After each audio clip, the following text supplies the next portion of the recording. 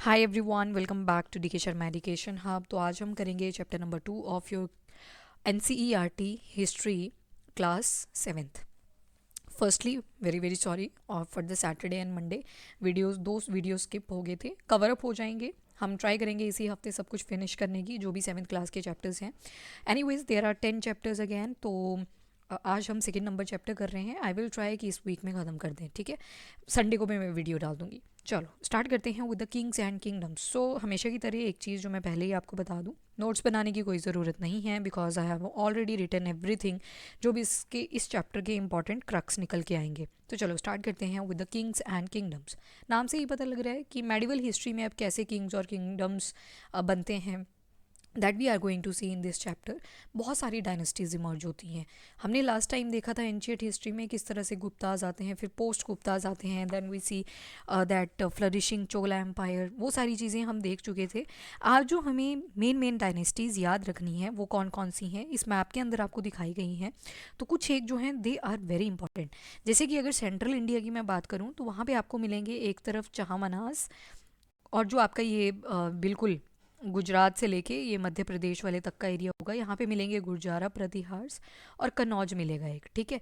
अब देखो कन्नौज जो होगा ना, it is going to be very important area. Why it is important? क्योंकि इसके पीछे बहुत सारी डायनेस्टीज लड़ने वाली हैं। कौन कौन लड़ेंगी तो यहाँ पे मैं एक बता देती हूँ। आप सुनते हो एक ट्राइंगल जिसको बोलते हैं ट्राई पेटाइट ट्राइंगल, बिकॉज ये जो आपका कन्नौज वाला एरिया था, कन्नौज वाला एरिया जो था दैट वाज वेरी फर्टाइल।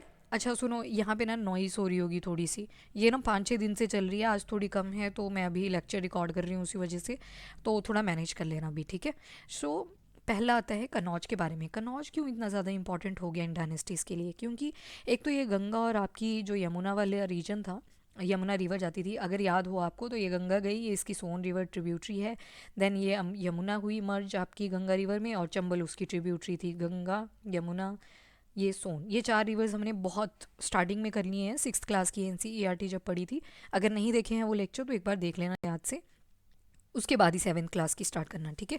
तो ये जो कन्नौज वाला एरिया हुआ करता था, जस्ट बिकॉज यहाँ पे आप देखते हो कि गंगा यमुना का दोआब बन रहा है, तो जब रिवर्स ऊपर से हाइट से आती हैं प्लेन्स में, तो वहाँ पर बहुत सारे सेडिमेंट्स डिपॉजिट कर देती हैं, और वो जो सेडिमेंट्स होते हैं they are very fertile in nature. Fertile का क्या मतलब है कि वहाँ पे जो भी आप उगाओगे बहुत अच्छे से उगेगा। तो दैट्स वाई कन्नौज जो था वो बहुत ज़्यादा इंपॉर्टेंट था। वाई? बिकॉज यहाँ पे एक तो एग्रीकल्चर बहुत अच्छा फ्लरिश हुआ। एग्रीकल्चर अगर फ्लरिश होगा तो अल्टीमेटली ट्रेडिंग भी होगी, और ट्रेडिंग होगी तो क्या होगा, इकोनॉमिकली प्रॉस्पेरिटी होएगी। तो इसी वजह से जो कन्नौज था आपका, that was highly important for every dynasty. तो यहाँ पे जो 3 डायनेस्टीज़ आप देखोगे जो कि कॉन्टीन्यूसली एक दूसरे से फाइट करने वाले हैं, एक देखोगे आप गुर्जारा प्रतिहारास। कौन देखोगे? गुर्जारा प्रतिहारास, ये है इनकी लोकेशन, गुर्जारा प्रतिहारास। गुर्जारा प्रतिहारास के बाद में ये तो आपके आगे, मतलब यू कैन से यहाँ वाले रीजन पे आ गए ना ये। फिर साइड में आपको मिलेंगे पालास। पालास जो आज का बंगाल वाला एरिया है, वहाँ पे आपको देखने को मिलते हैं पालास। You can see in the pink colour, ये वाला, ये थे पालास जो आज के बंगाल वाले रीजन में है, तो उनको बोलते थे पालास। एक और डायनेस्टी जो कि फाइट कर रही है वो है राष्ट्रकूट। राष्ट्रकूट। और ये जो क्वेश्चन है आपके यूपीएससी के एग्जाम में आ चुका है ऑलरेडी, सो मेंस में अभी भी आता रहता है, so you have to remember. तो गुर्जारा प्रतिहारा, पाला डायनेस्टी, राष्ट्रकूट, ये तो आपको तीनों की तीनों पता होनी ही चाहिए, इनको आप किसी भी हालत में नहीं भूल सकते। ऑल्दो हम देखेंगे दिल्ली में तोमर्स इमर्ज होके आएंगे। कौन?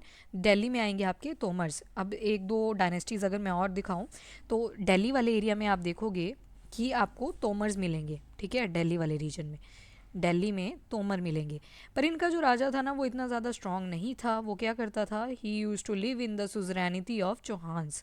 चौहान कहाँ पे मिलते हैं आपको सबसे ज़्यादा? राजस्थान वाले रीजन में।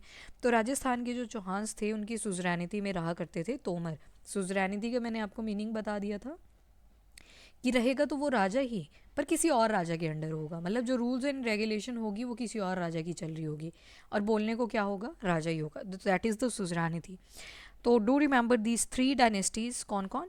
गुर्जारा प्रतिहारा, और आपकी पाला डायनेस्टी, देन नीचे वाली साइड राष्ट्रकूट। ये आगे आपके राष्ट्रकूट, इधर आगे पालास, ये आगे गुर्जारा प्रतिहारा। अगर ये 3 डायनेस्टी आपने ठीक से याद रख ली, अब चैप्टर जो है आपके लिए that is going to be very easy. और देखो ये चोला आपके आंध्र प्रदेश और तमिल वाले एरिया में, पांड्याज एक्सट्रीम तमिलनाडु में, देन चेरास ये आपके केरला वाली साइड में थे। चोला चेरा पांड्यास, चोला चेरा पांड्यास, इनको ध्यान में रखना, ठीक है। चोला चेरा पांड्यास, चोला चेरा पांड्यास, एक एल बनता है इस तरह से, चोला चेरा पांड्यास।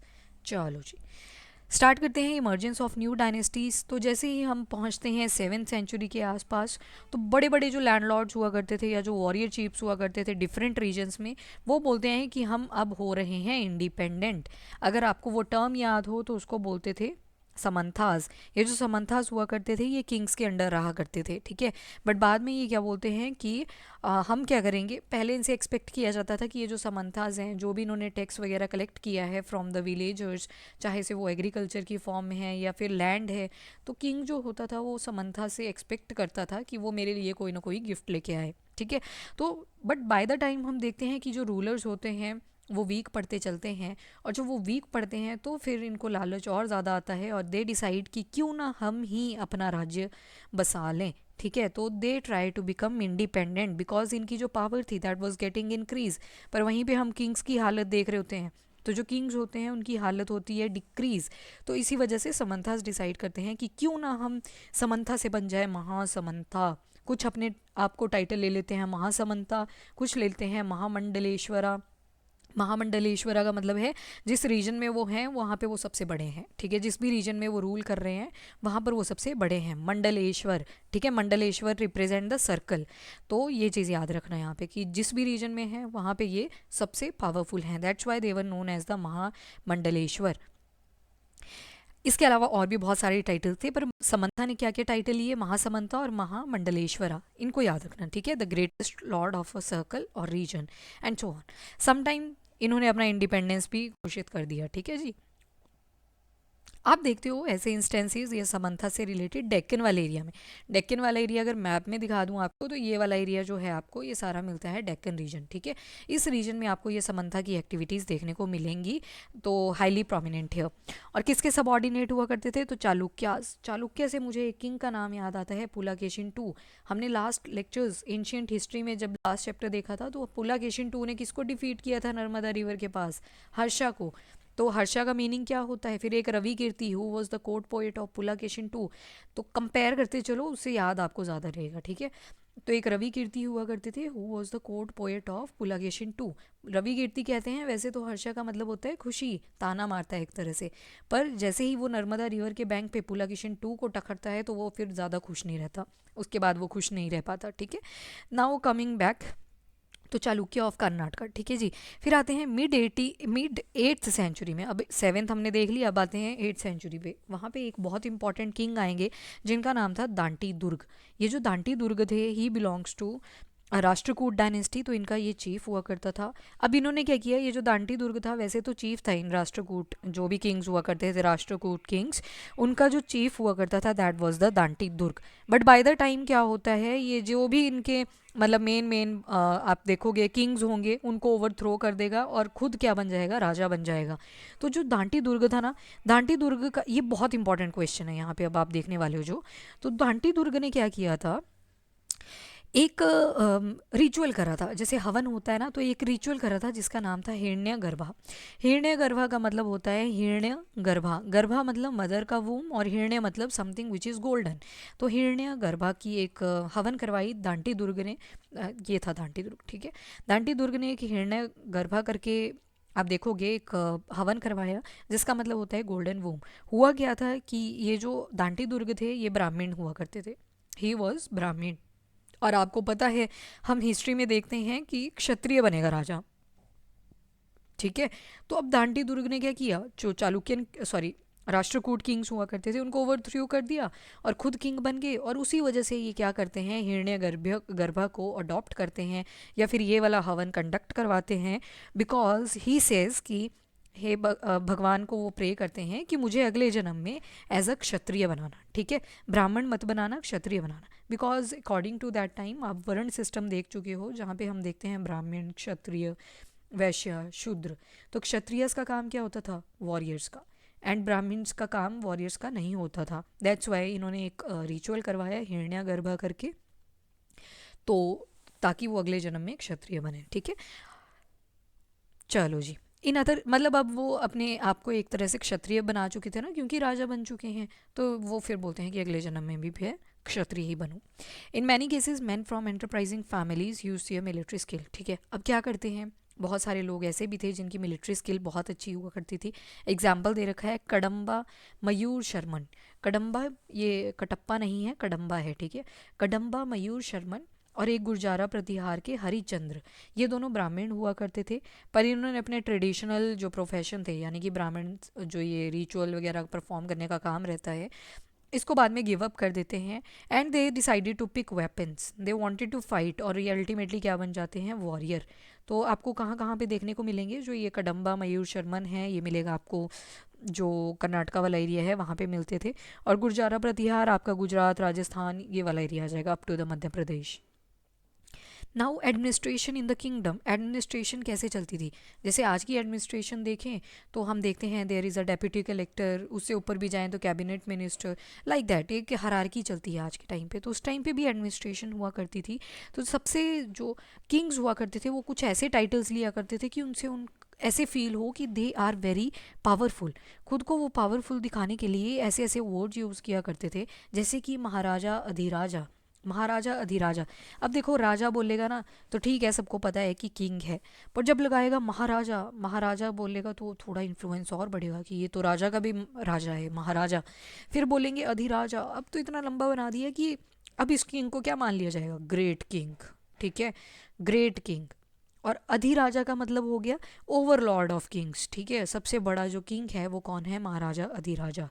फिर ये जो आप देखते हो ना तीन वर्ल्ड्स हम पढ़ रहे हैं अभी, mainly central India, south India और थोड़ा सा ईस्टर्न पार्ट, यहाँ पे बोला गया त्रिभुवन चक्रवर्तीन। त्रिभुवन चक्रवर्तीन का मतलब है लॉर्ड ऑफ थ्री वर्ल्ड्स, तीन जो वर्ल्ड्स हैं उनका राजा।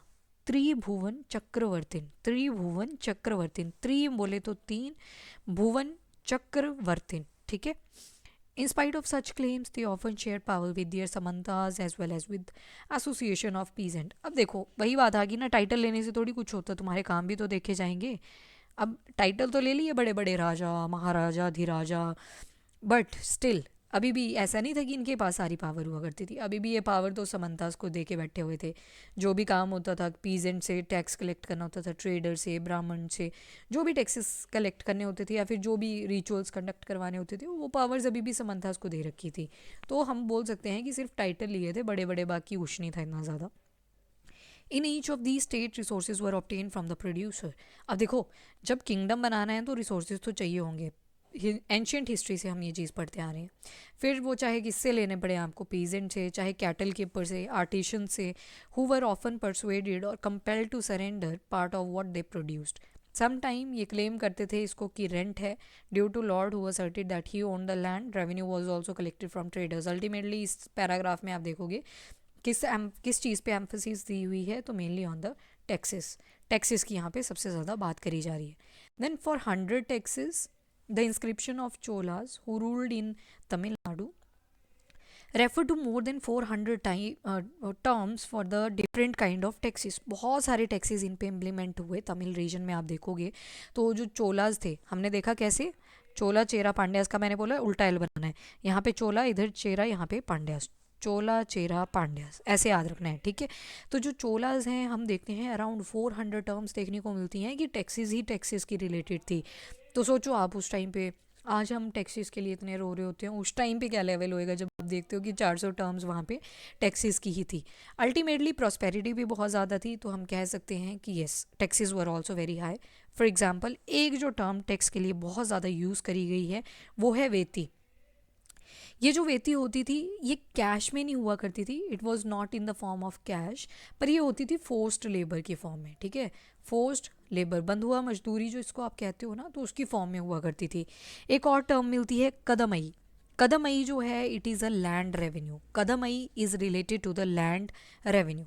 फिर आता है there were also taxes on thatching the house, अगर आपको घर बनवाना है उस पर भी आपको टैक्स देना पड़ता था।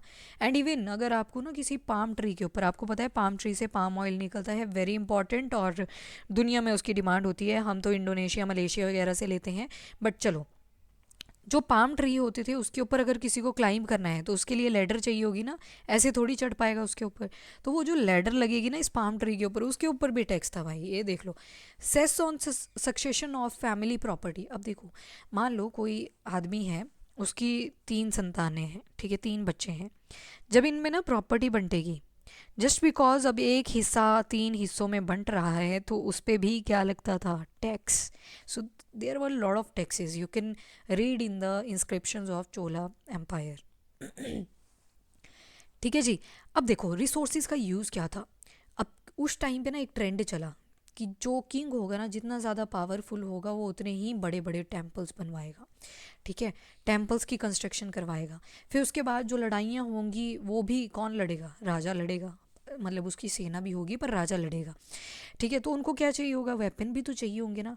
तो hence you can assume here कि इकोनॉमिकली भी वो स्टेबल होने चाहिए, रिसोर्सेज होने चाहिए उनके पास, कपड़ा होना चाहिए, रोटी होनी चाहिए, और शेल्टर तो नहीं होता वॉर टाइम पे, बट एनीवेज ये सारी जो रिक्वायरमेंट्स होती थी, दैट वाज द रिसोर्सेज, ये चाहिए होते थे किंग्स को उस टाइम पे। ओके, फिर उसके बाद हम देखते हैं functionary for collecting the revenue were generally recruited from influential families, position were also hereditary. अब देखो जो अमीर होता था यहाँ पे, अब उसका बच्चा भी क्या बनेगा, अमीर ही बनेगा। That sort of thing will happen here. This was true about the army as well. बहुत सारे केसेस में हम देखते हैं कि जो आर्मी वाले लोग हुआ करते थे वो अपने आप को एक टाइटल अडॉप्ट कर लेते हैं जिसको बोलते हैं राजपूत, ठीक है।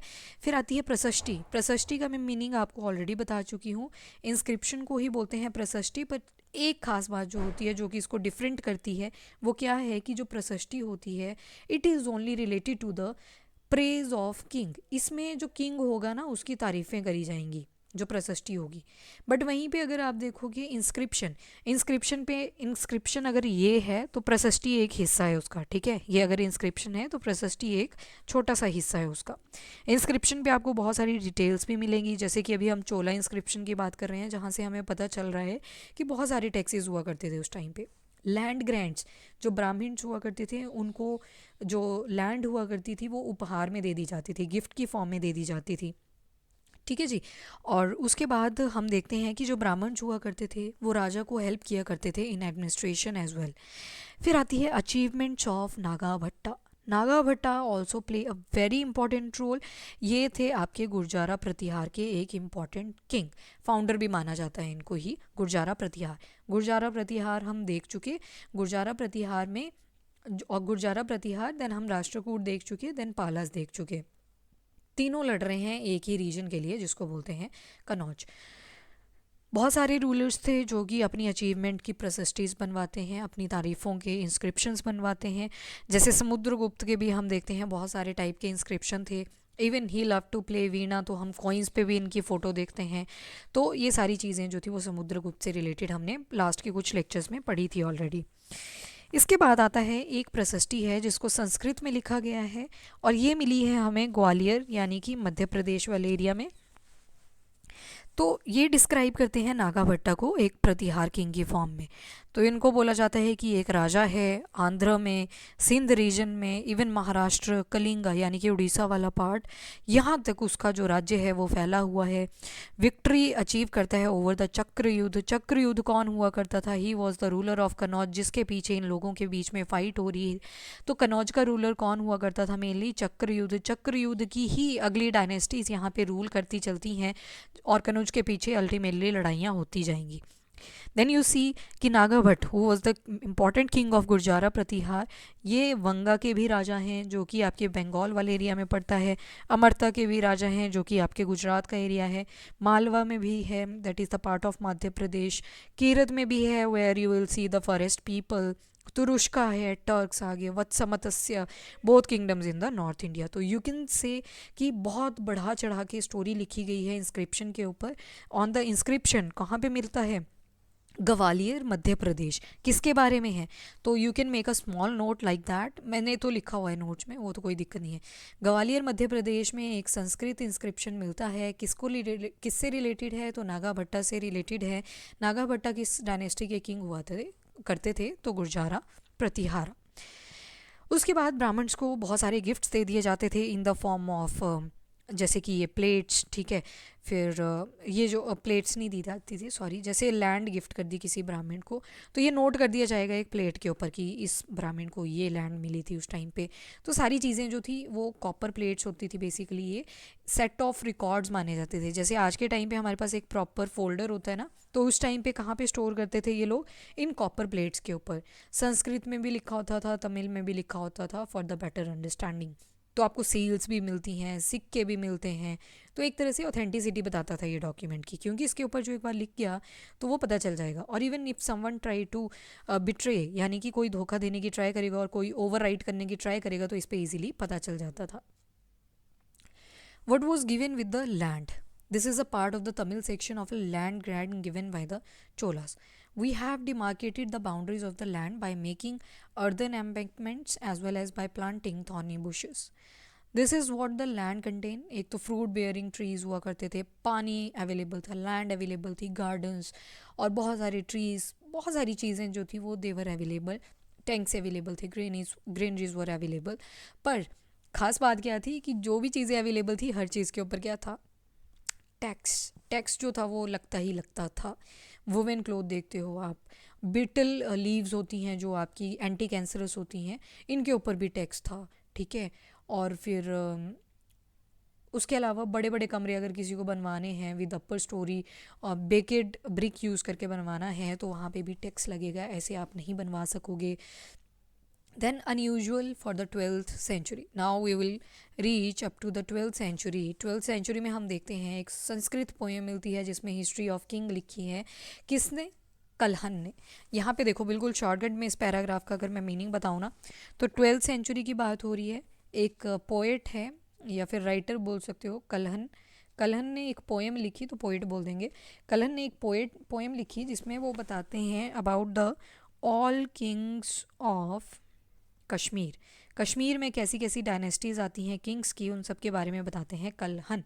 तो कभी ऑप्शन आपको ना याद आए और पता ना चले कि क्या होगा इसका आंसर, देन आप क्या कर सकते हो, के से याद रख सकते हो। कलहन के से स्टार्ट हो रहा है, कश्मीर भी के से स्टार्ट हो रहा है। बहुत बार ये क्वेश्चन पूछा जाता है, बुक्स के नेम जब भी आते हैं कलहन बहुत फेवरेट सा क्वेश्चन है, आप देखोगे तो कलहन की क्या थी और बुक का नाम क्या था वो यहाँ पे आई थिंक मेंशन नहीं है। तो एक बुक थी इनकी जिसका नाम था राज तरंगिनी। क्या नाम था उसका? Raj Tarangini. You can write it, Raj Tarangini. चलो, वॉरफेयर फॉर वेल्थ। अब देखो, जो पावर होती है ना उसका भूखा हर कोई होता है। एंड एक बार ना जब नशा चढ़ जाता है ना इसका दौलत का, तो फिर वो उतरता नहीं है and people want more and more. तो कनौज वाला एरिया हम देखते हैं गंगा वैली में, बहुत प्रॉस्पर एरिया था। तो यहाँ से एक स्ट्रगल शुरू होता है, ट्राईपेटाइट स्ट्रगल। मैंने स्टार्टिंग में भी आपको बता दिया, एक प्रॉपर ट्रायंगल बनेगा और ट्रायंगल में आप देखोगे 3 डायनेस्टीज़ एक दूसरे के साथ लड़ रही होंगी। कौन कौन सी? एक आएगी गुर्जारा प्रतिहारा, एक आएगी आपकी राष्ट्रकूट और एक तरफ आएगी पालास। पालास आपके बंगाल वाले एरिया में आ जाएंगे, राष्ट्रकूट आपके ये महाराष्ट्र हो गया, कर्नाटका हो गया, देन कुछ हिस्सा आंध्र प्रदेश का हो गया, वहाँ पे मिलेंगे। गुर्जारा प्रतिहार आपके राजस्थान आ गया, देन गुजरात आ गया, मध्य प्रदेश आ गया, कुछ इस एरिया में मिलेंगे। और इधर था कन्नौज। कन्नौज के लिए सबकी लड़ाई होगी शुरू।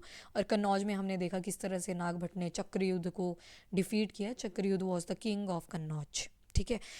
तो इस तरह से हम देखते हैं डिफरेंट डिफरेंट चीज़ें और एक लड़ाई शुरू हो जाती है जिसको बोलते हैं ट्राईपेटाइट स्ट्रगल, ठीक है जी। तो सारे के सारे डिसाइड करते हैं बिकॉज कन्नौज जो था it was full of resources, जो भी वहाँ पे रहता था वो हमेशा खुशहाल ज़िंदगी बिताया करता था। तो that's why everyone is fighting कि कैसे ना कैसे बस कन्नौज मिल जाए। अब आप देखोगे बहुत सारी इन्वेजन्स भी शुरू होंगी। इन्वेजन आपने नाम सुने होंगे कुछ, जैसे काजिम का नाम सुना होगा, मोहम्मद गोरी का नाम सुना होगा, गजनी का सुना होगा। तो there were lot of kings. यहाँ पे हम देखते हैं कि एक सबसे पहले आएंगे गजनी। अगर मैं यहाँ पे इंडिया का मैप छोटा सा ड्रॉ कर दूँ इस तरह से, तो आप देखते हो अफ़गानिस्तान वाला जो एरिया है वहाँ से गजनी आता है इंडिया में। और एक बार थोड़ी आया, 17 बार आया। इसकी ना एक ख़ास बात थी गजनी की, ये ना डरता था शायद इंडिया से। क्यों? क्योंकि आप देखोगे इंडिया के अंदर रिवर्स हैं और रिवर्स के अंदर प्रेशर देखोगे ना पानी का, दैट इज़ वेरी हाई। तो ये क्या करता था ना, गजनी क्या करेगा, जब ऑटम सीजन चलेगा, मतलब विंटर की तरफ चलेंगे ना इंडिया में जब, तब आएगा। और 17 बार आया और फिर टेम्पल वगैरह को लूटता था, फिर चला जाता था वापस, फिर अपने एरिया में जाके अफ़गानिस्तान में क्या करता था, बड़े बड़े किले बनाएगा, इंडिया से चोरी करेगा और जाके बाहर क्या बना देगा, अपने एरिया में जाके किले बनाएगा। 17 बार इसने इंडिया में इन्वेड करके चोरी करी थी, ठीक है।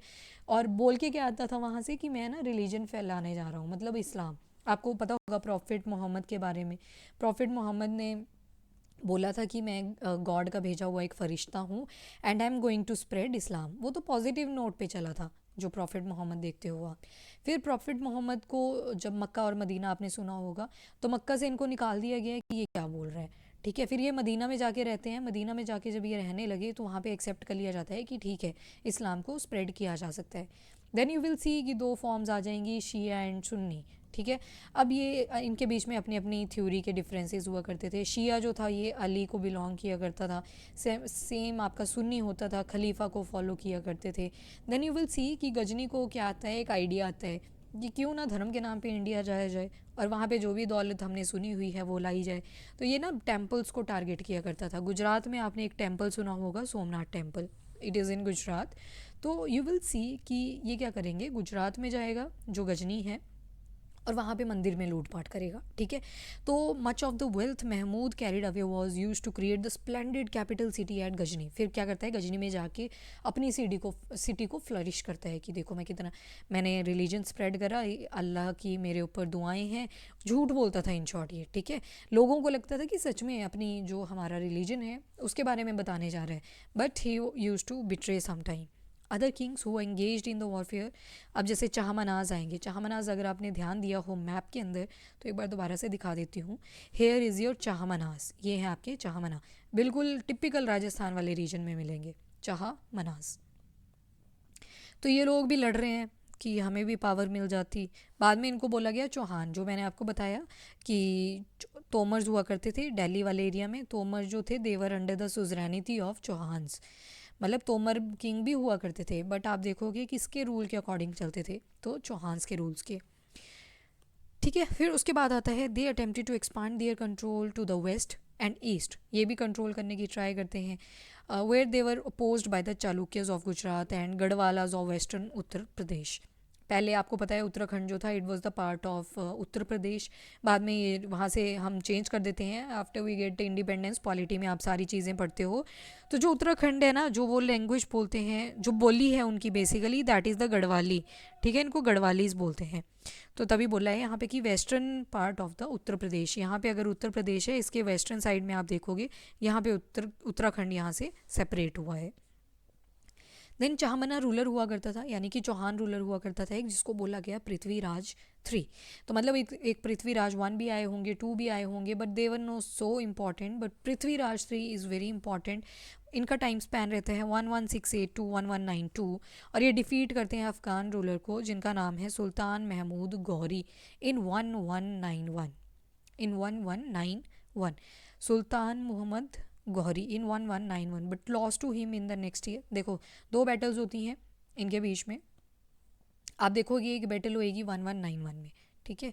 एक बैटल होती है 1191 में, एक बैटल होती है 1192 में।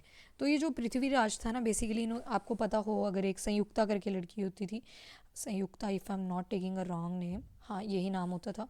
तो राजस्थान में एक रूलर हुआ करता था, चंदावर करके नाम था उनका, आई थिंक नाम नहीं याद आ रहा, चलो अभी अभी उसको रहने दो, हम डिटेल में जब पढ़ते हैं तो वहाँ पे ये सारी चीज़ें आती हैं दोबारा से। तो आप देखते हो कि जो बैटल होती है ना किस किस के बीच में, पृथ्वीराज और आप देखोगे गौरी के बीच में 2 बार होगी। एक बार तो क्या होगा जब ये गौरी बोल दिया, हाँ गौरी है, ठीक है, गजनी की बात हो चुकी है, अब गौरी आया हुआ है एक। तो जो मोहम्मद गौरी होगा ना, इन दोनों के बीच में हो जाएगी लड़ाई। जब इन दोनों के बीच में लड़ाई होगी उसको हम बोलते हैं battle of Tarain. Battle of Tarain में क्या होता है, battle of Tarain, battle of Tarain, Tarain is the region in the Haryana वाला एरिया। 1191 में पृथ्वीराज जीत जाएगा, 1192 में आप देखोगे गौरी जीत जाएगा।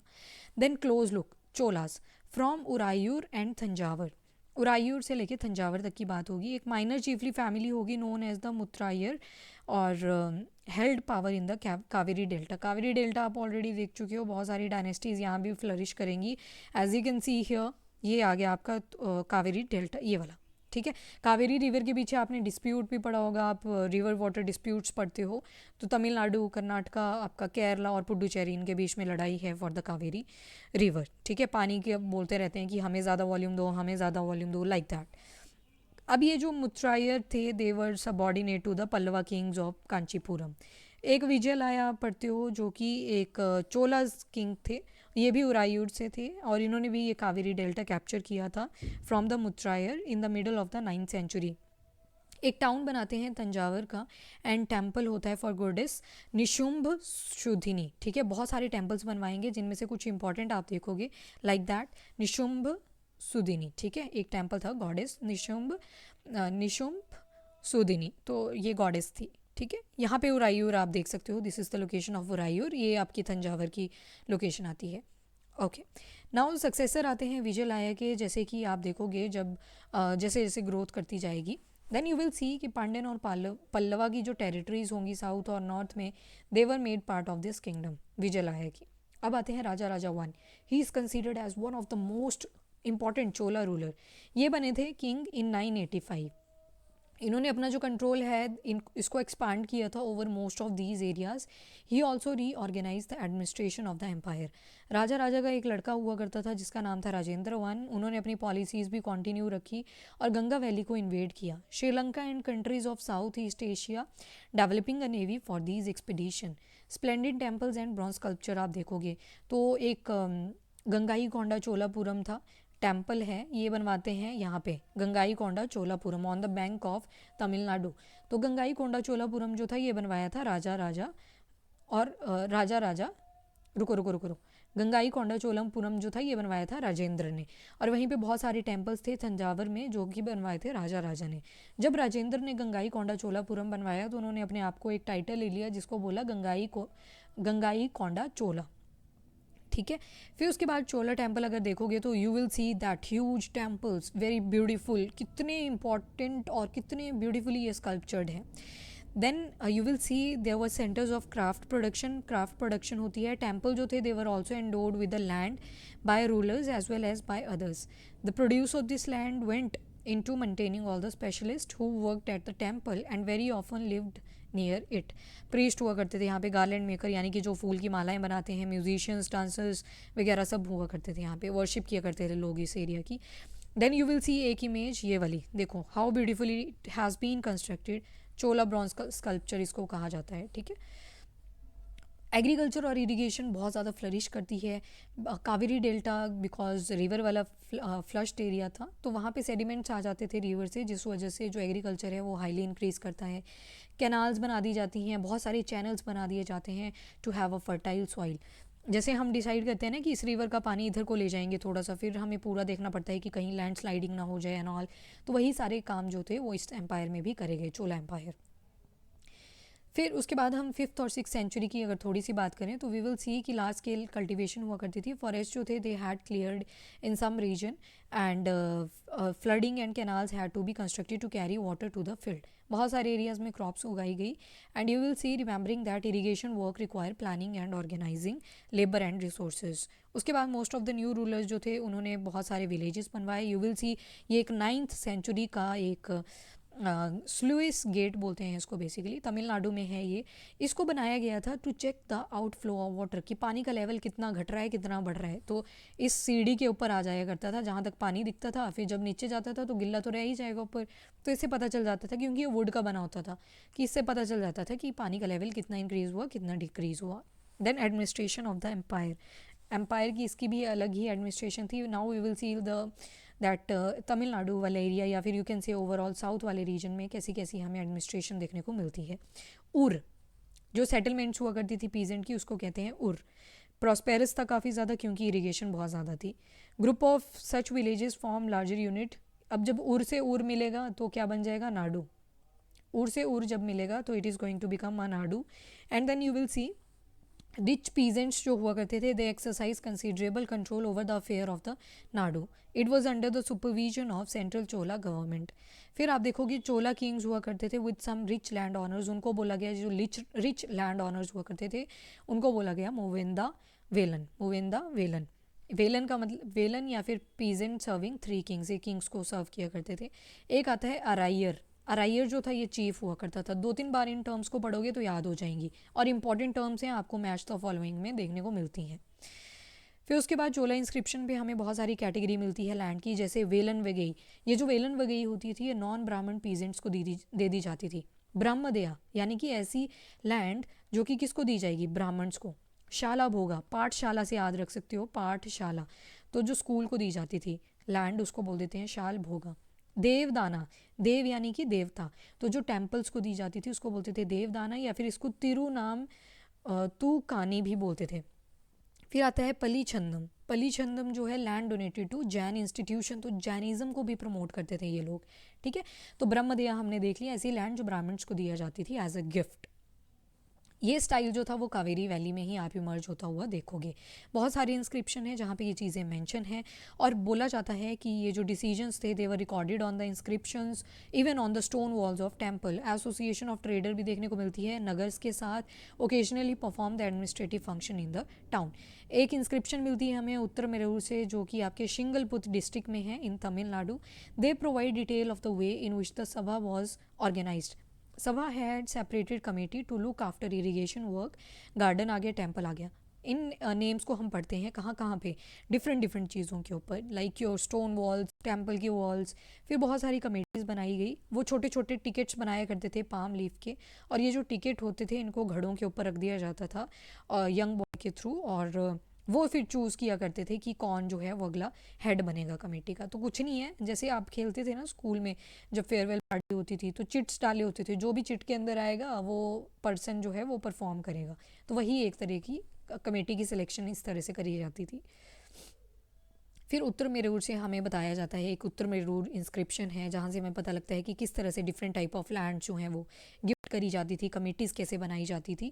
फिर उसके बाद आप देखते हो कि एक पेरिया पुरानाम है, एक 12th सेंचुरी तमिल वर्क है, वेरी इंपॉर्टेंट, पेरिया पुरानाम, पेरिया पुरानाम। तो एक तमिल वर्क है, ये आपको 12th सेंचुरी के आसपास मिलेगा। तो किंग्स और पावरफुल मैन के बारे में यहाँ पे मेंशन करा जाता है।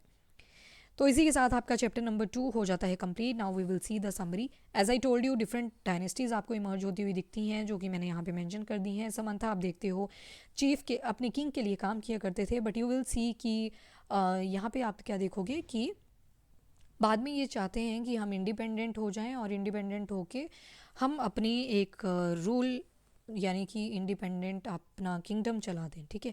फिर राष्ट्रकूट देखे, डेक्कन रीजन में थे। दांटी दुर्ग इंपॉर्टेंट किंग है जो कि चालुक्यन ओवरलॉर्ड्स को ओवरथ्रो कर देते हैं, और एक इंपॉर्टेंट रिचुअल उन्होंने कंडक्ट करा था जिसको बोलते थे हिरण्यगर्भा। फिर आपका आता है गुर्जारा प्रतिहारा के बारे में, और बहुत सारे प्रोफेशंस देखने को मिलते हैं in the region of Karnataka and Rajasthan.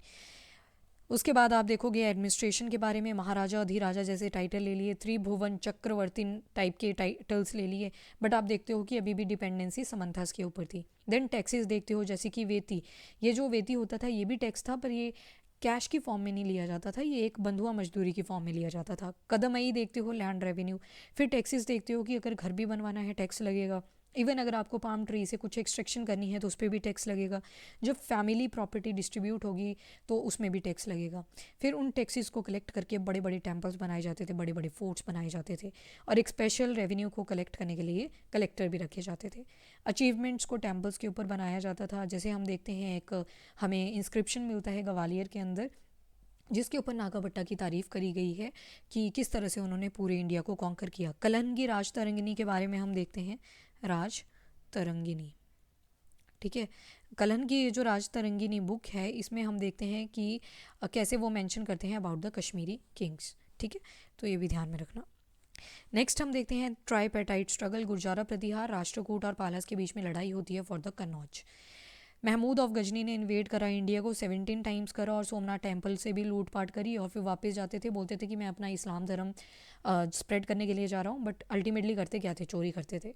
फिर चाहमनाज, जिनको चौहान भी बोला गया, उनकी सुजरानी थी में तोमर्स हम देखते हैं किस तरह से रहते हैं, और उसके बाद पृथ्वीराज आते हैं, बैटल ऑफ तराइन होती है विद गोरी। 1191 में पहली लड़ाई होती है जिसमें पृथ्वीराज जीत जाते हैं, बट जब 1192 में दोबारा से लड़ाई होती है तो 1192 में घोरी जीत जाता है। और ये जो सारी बैटल्स का सिनारियो है, ये इनके एक पोएट हुआ करते थे चंद्रवर्देई, उन्होंने सारी चीज़ें लिखी हुई हैं। फिर आते हैं चोलास। चोलास जो हैं मुत्ता, जो आप देखते हो दो एरियाज उरायूर और मुत्रायूर, यहाँ पे इस कावेरी डेल्टा वाले रीजन में हमें देखने को मिलते हैं। Vijayalaya is very important king of Chola empire. इसके अलावा आप देखते हो कि निशुंभ सुदिनी जो गॉडेस हैं उनके लिए टेम्पल्स बनवाए जाते हैं।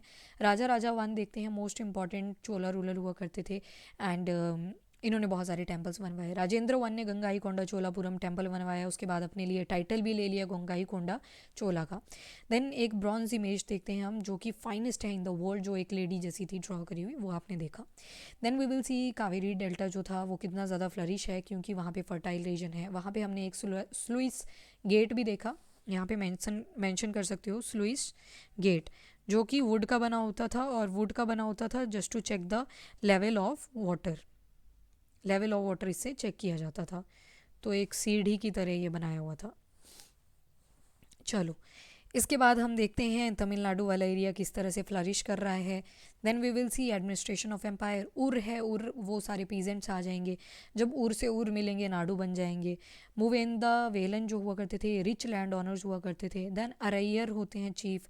टाइप ऑफ लैंड देखते हैं वेलन वगई जो नॉन ब्राह्मण पीजेंट्स को दी जाती थी। ब्रह्मदेय ऐसी लैंड जो ब्राह्मण्स को दी जाती थी। शाला भोगा, पाठशाला से याद रख लेना, स्कूल को दी जाती थी। देवदान यानी कि देवताओं को लैंड दी जाएगी, और इसको तिरुनामुतु कन्नी भी बोला जाता था। देन पलीछंदम, ये जैन इंस्टीट्यूशंस को दी जाती थी।